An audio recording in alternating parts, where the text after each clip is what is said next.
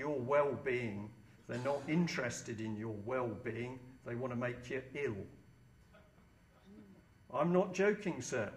My background, I started out in 1972 learning how people were going to kill me. Guns, bullets, gas, nuclear weapons. Nice little film of a goat dying after a touch of nerve gas. That's an interesting one to watch. Out there are people who do not think like you do. They can't even think like we do because we care about people. They're not interested. And confronting evil means that you've got to start to look at what's actually being thrown at you. It's scary initially. And then you suddenly realise, and then you think, my God, we've got to do something about this. And if you've got children, if you don't care for yourself, we've got to do it for them. And we are. It's starting to happen. Money. That's what drives it initially, because people are pulling in tens, hundreds of thousands of pounds for each child they can get their hands on. These are sums of money given to councils for the number of children that they can grab and put into care or up for adoption. And one of them there is 2 million, Essex. Desperate council, strong political control, they're going to take children because they get a bonus for it.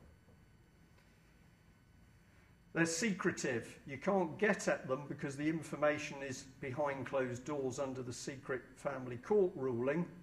And even counsellors can't ask questions within their own council. Try it. Ask your local counsellor. They're a buried cell.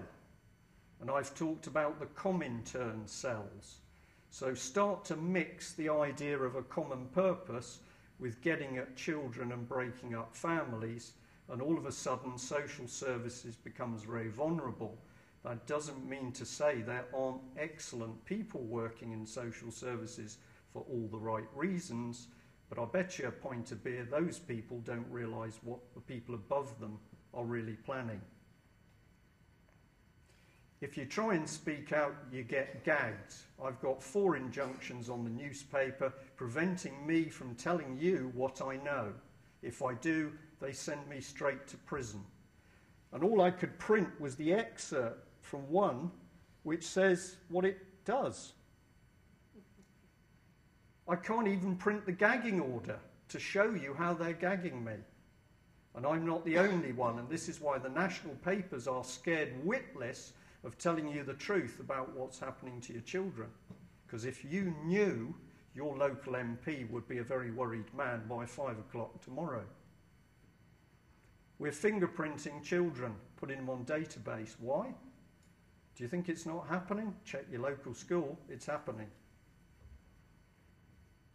Even Nick Clegg, he's a bit of a girl as far as I'm concerned, but even Nick Clegg worked out a while ago it was sinister. Now find out what the Liberal Democrats have done about it. Nothing.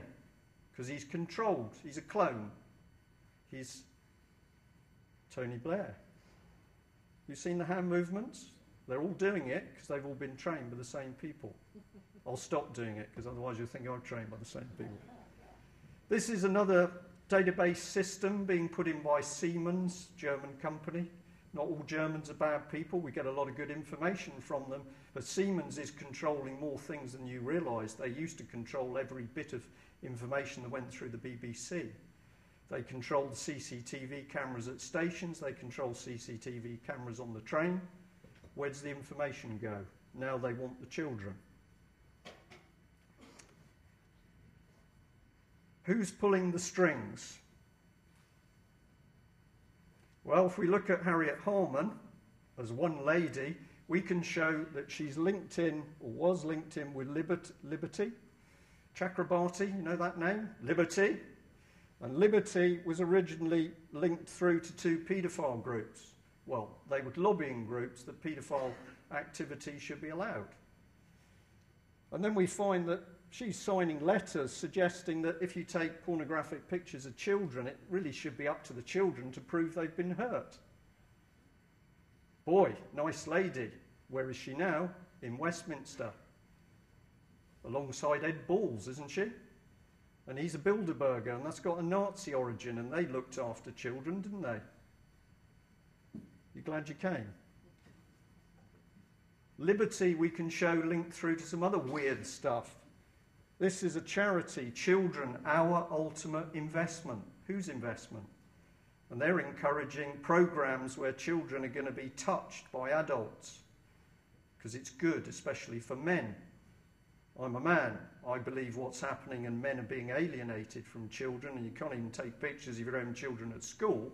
These people have got something much nastier happening, and these are the programs being put into the academy schools, which are being promoted by Mr. Gordon Brown, who lives just down the road, and his friend David Cameron, who says when he gets into power he's going to continue the program. Would somebody like to knock on Mr. Brown's door and ask him what he's up to? This was a press release to do with that. I'm going to skip through this. It appeared in the Telegraph. It's all real. I'll leave Tony Gosling to go through the rest of it. Here's the stuff on the ARC schools. Therapy, whether the children need it or not, and they don't need your permission to give it to the children. Political charities. £44 billion worth of charities in this country. Why have we got a problem anywhere? Because they're not what they seem. If you dig into them, you find out that they're political. And so we had Bernardo's, that makes a fortune over providing consultants to helping in child cases, suggesting that more children should be adopted. Am I silly, or am I beginning to work out there's a scam going on?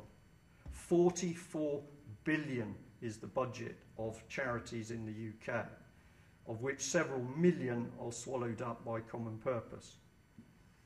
The BBC, Brussels Broadcasting Corporation.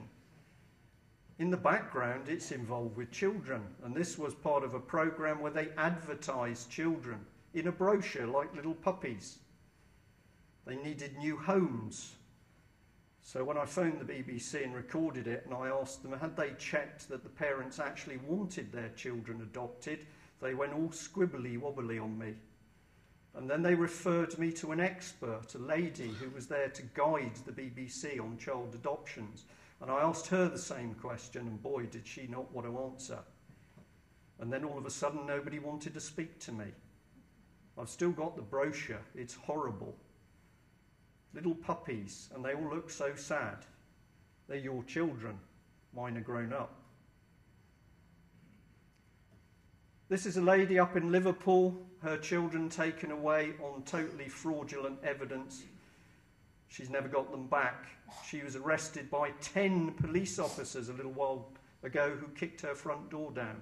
Why did they do that? Because she's creating a big stink that her children have been kidnapped by the state. She's a lovely lady. She's shown me the documentation. She's got the recordings. You are watching perjury in court, bent judges, bent policemen, and they try to lock her up. They usually try a psychiatric unit. We phoned the police. We said there are thousands of people interested in Mrs. Spalak, and we're going to print the story tomorrow in the UK column. By 8 o'clock the next morning, they were offering her cups of tea, and she was released a couple of hours later. You can do it. Linda Lewis, daughter went into hospital, suffered terribly, not treated, no diagnosis, nearly killed her on drugs. Mother eventually took her to America to get a diagnosis. Neathport Talbot Social Services arrived in the States with no documentation whatsoever and took the girl at gunpoint, helped by the American police. You're saying this can't be true, and I'm telling you it is. She was in court in South Wales recently. I was there.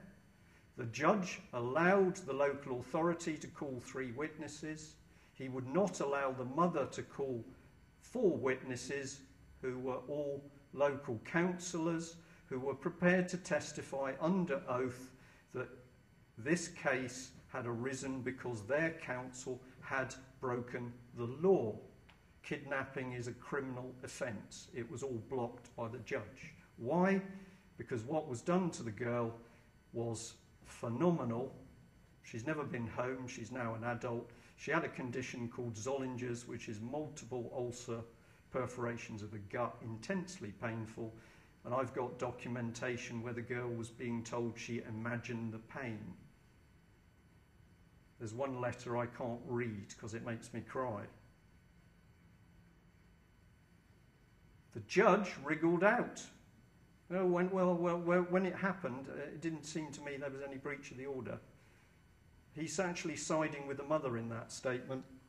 That's a few of the drugs they were pumping into her on a monthly basis. And this is the little girl's letter. One of them.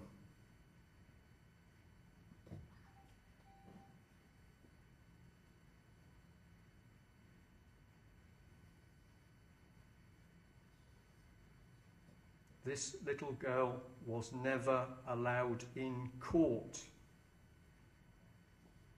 Where did her guardian ad litem come from? The legal person put next to defender? Bernardo's. This is happening in thousands of cases and it's being covered up. And why are they doing it? To break up families, to put children into rings of sexual abuse, to use drug testing on them, or to murder them. And when I gave the last conference at AV2, a policeman came up to me afterwards and said, "Brian, can I talk?" We went off to one side. He said, "I was employed with a group of policemen in London to investigate high-level paedophile rings, child trafficking, abuse in care homes.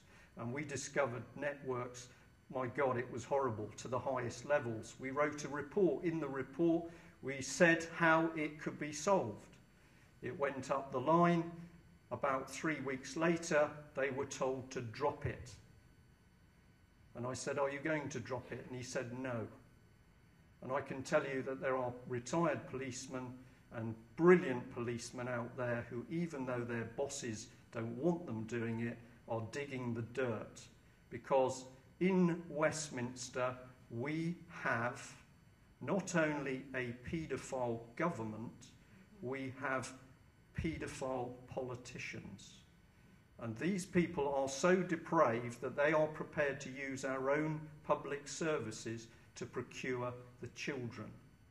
Why is common purpose so dangerous?